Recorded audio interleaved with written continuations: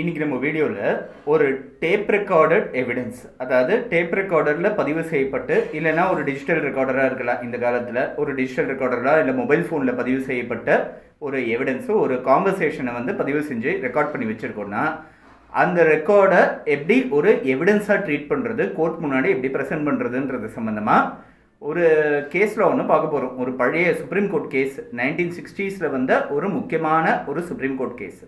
இதுதான் இந்த கேஸ் வந்து ஒரு ஆரம்ப கட்டத்தில் வந்து ஒரு கேஸுன்னு சொல்லலாம். இதுக்கப்புறம் வந்து நிறைய கேசஸ் வந்து அதே மாதிரி டெக்னாலஜியும் மாறிச்சு. இப்போ வந்து வாட்ஸ்அப் இருக்குது, அதே மாதிரி டைரக்ட் டெலிஃபோன் கான்வர்சேஷன்ஸை ரெக்கார்ட் பண்ணுறதுன்றது இருக்குது.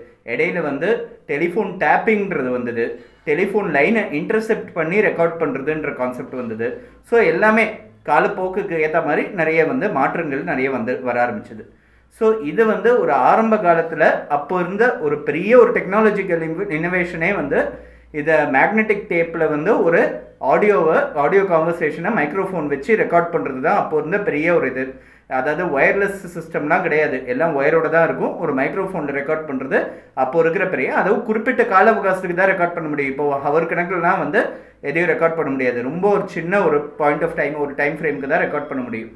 ஸோ அப்படி ரெக்கார்ட் பண்ணப்பட்ட ஒரு எவிடன்ஸை கோர்ட்டில் ப்ரெசென்ட் பண்ணால் அது அட்மிசிபிலிட்டிஸ் சம்மந்தப்பட்ட, அதாவது ஏற்புடையத்தன்மை சம்மந்தப்பட்ட சேலஞ்சஸ் எல்லாம் என்னெல்லாம் இருக்குன்றத இன்னைக்கு இந்த கேஸை பார்த்து நம்ம தெரிஞ்சுக்க போகிறோம். என்ன நடந்ததுன்ற பார்த்துட்டு ஸோ எப்படி வந்து அதை அட்மிட் பண்ணப்பட்டதுன்னு.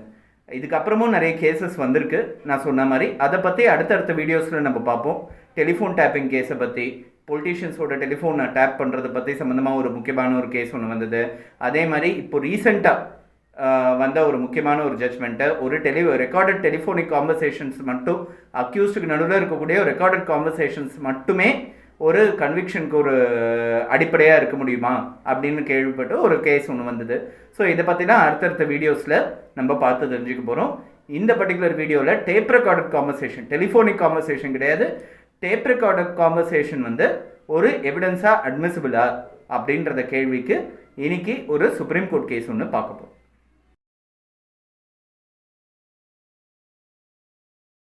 1967 ஏப்ரல் மாதம் 19ஆம் தேதி 1967 வந்து ஒரு ஜட்ஜ்மெண்ட், யூசப் அலி நக்ரி வர்சஸ் ஸ்டேட் ஆஃப் மகாராஷ்டிரா அப்படின்னு சொல்லி ஒரு முக்கியமான ஒரு கேஸ்.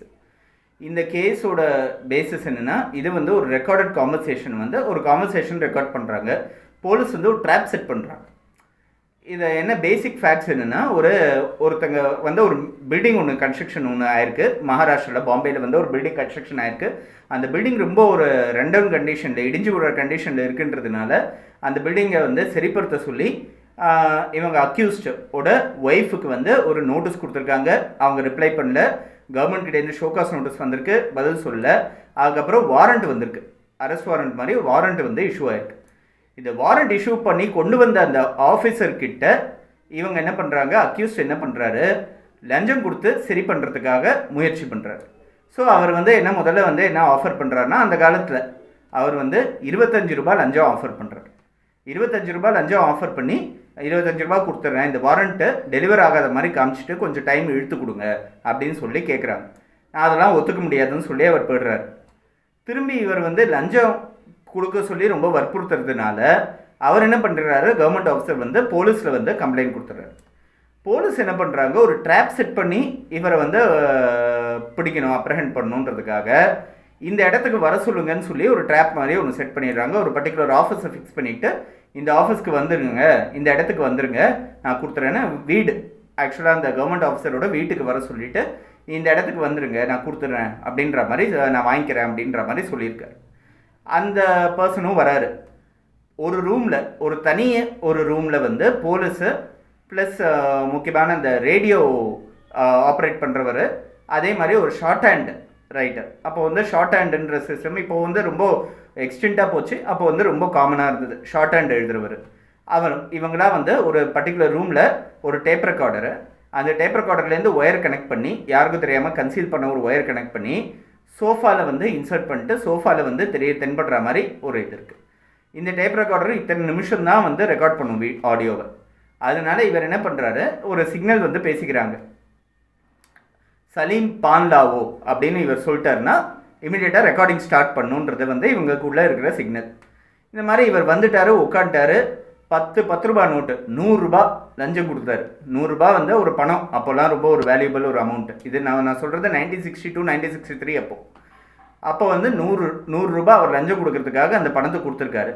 அந்த பணத்தை பாக்கெட்டில் வச்சுக்கிட்டு இவர் வந்து சலீம் பான்லாவோ அப்படின்னு கத்துறாரு. உடனே வந்து ரெக்கார்டிங் ஆன் பண்ணிடுறாங்க. ரெக்கார்டிங் ஆன் பண்ணின உடனே இந்த வந்து பேச்சுவார்த்தை, இந்த லஞ்சம் கொடுக்கறத பற்றி, வாரண்ட்டை பற்றி, அவர் லஞ்சம் கொடுத்ததா அவர் வந்து ஒப்புக்கொண்டா மாதிரி ஒரு சில ஸ்டேட்மெண்ட்ஸ்லாம் கொடுக்குறாங்க. அந்த ஸ்டேட்மெண்ட் தான் இவங்க க்ளீனாக வந்து டேப் ரெக்கார்டரில் ரெக்கார்ட் பண்ணிட்டாங்க. ஸோ இந்த டேப் ரெக்கார்டர் வந்து அட்மிசிபிள் இன் எவிடன்ஸா அப்படின்றது தான் கொஸ்டின். இது வந்து அதுக்கப்புறம் அவர் அரெஸ்ட் பண்ணிட்டாங்க. இந்த டேப் ரெக்கார்டட் எவிடன்ஸை மட்டுமே பேஸ் பண்ணி, அது ஒரு முக்கியமான ஒரு ஆஸ்பெக்டாக பேஸ் பண்ணிவிட்டு அவர் மேலே நடவடிக்கை எடுக்கப்பட்டது. ஸோ இது வந்து இந்த கேஸ் வந்து ஹைகோர்ட்டுக்கு போச்சு, சுப்ரீம் கோர்ட் வரைக்கும் போயிருக்கு. சுப்ரீம் கோர்ட்டில் வந்து இந்த டேப் ரெக்கார்டட் எவிடன்ஸோட அட்மிசிபிலிட்டி ஃபேக்டரை பற்றி கன்சிடர் பண்ணுறாங்க. இந்த கேஸில் வந்து சுப்ரீம் கோர்ட் கொடுக்குற அப்சர்வேஷன்ஸ், ஏன்னா அப்போ ரொம்ப ஒரு மரபில் இல்லாத ஒரு விஷயம். இப்போ வந்து சாதாரணமாகவே 2 பேர் நடுவில் ஒரு பேசக்கூடிய டெலிஃபோனிக் கான்வர்சேஷன்ஸை ரொம்ப சுலபமாக ரெக்கார்ட் பண்ணுறதுக்கு நிறைய ஆப்பெல்லாம் வந்துருச்சு. அதை ரெக்கார்ட் பண்ணிட்டு அதையே வந்து எவிடன்ஸாக யூஸ் பண்ணலாமான்னு சொல்லிட்டு நிறைய பேர் வருது உண்டு. பட் அப்போ வந்து ரொம்ப ஒரு ரேரிட்டியான ஒரு விஷயம்னு வச்சுப்போம். ஸோ இந்த மாதிரி ஒரு ரெக்கார்டட் டெலிஃபோனிக் கான்வர்சேஷனை வந்து அட்மிட் பண்ணலாமா அப்படின்ற ஒரு கேள்வி ரைஸ் ஆகும்போது, ஒரு ஃபோட்டோகிராஃப் எப்படி ஒரு முக்கியமான ஒரு எவிடன்ஸோ, அதாவது அது இருக்கிற அந்த சம்பவங்களை அப்படியே ஒரு நெகட்டிவில் எடுத்து அந்த நெகட்டிவ்லேருந்து ஒரு பேப்பரில் டிரான்ஸ்மிட் பண்ணப்பட்ட ஒரு டாக்குமெண்ட்டுக்கு பேர் தான் ஃபோட்டோகிராஃப்.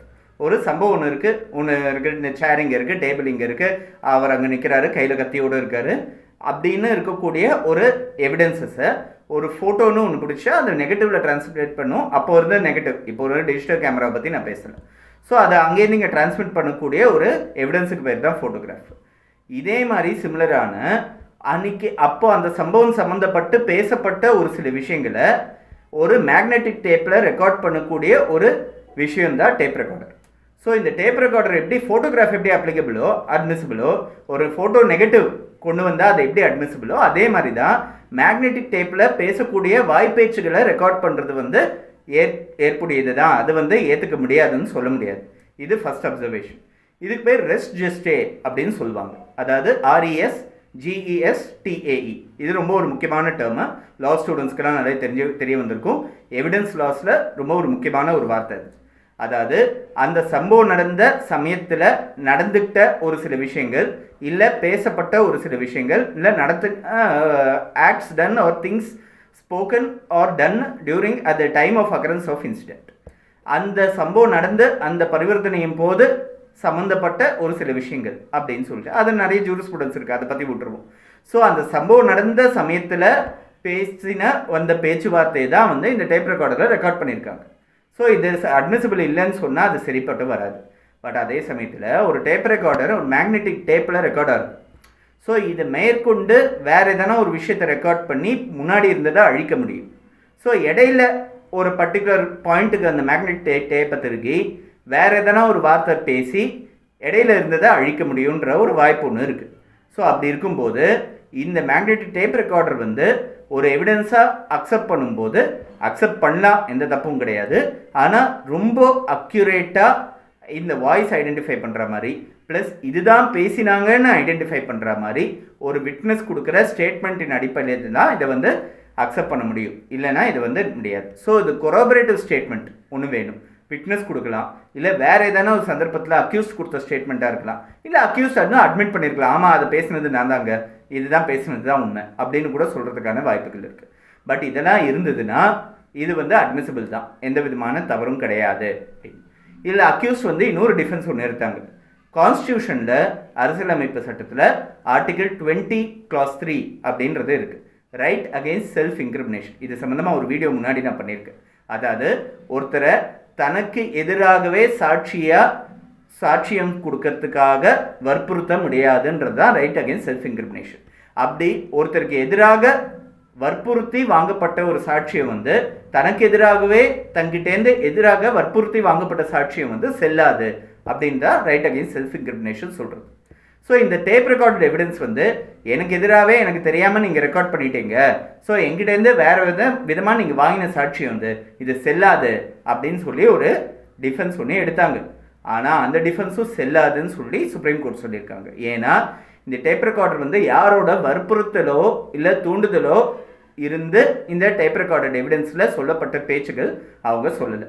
அவங்க வாலண்டரியாக ஃப்ரீ கன்சென்ட் கொடுத்து தான் அவங்க சொல்லியிருக்காங்கன்றதுனால இதில் எந்த விதமான தவறும் கிடையாது அப்படின்னு பர்டிகுலராக சுப்ரீம் கோர்ட் இந்த முக்கியமான கேஸில் சொல்லியிருக்கு. இந்த யூசஃப் அலி கேஸுன்றது வந்து இந்த டேப் ரெக்கார்டட் எவிடன்ஸில் ஒரு ஆரம்ப கட்டத்தில் ரொம்ப முக்கியமான கேஸ்ன்னு சொல்லலாம். இதுக்கப்புறம் நிறைய இம்பார்ட்டன்ட் கேசஸ் வந்திருக்கு. ரொம்ப ரீசெண்டாகவும் அதை பற்றி நிறைய சேலஞ்ச் பண்ணப்பட்டிருக்கு. புதுசாக இருக்கிற பாரதிய சாட்சி அதிநியம்லேயே கூட இதை பற்றி நிறைய சொல்லப்பட்டிருக்கு. இதெல்லாம் ஃப்யூச்சரில் நம்ம பார்ப்போம்.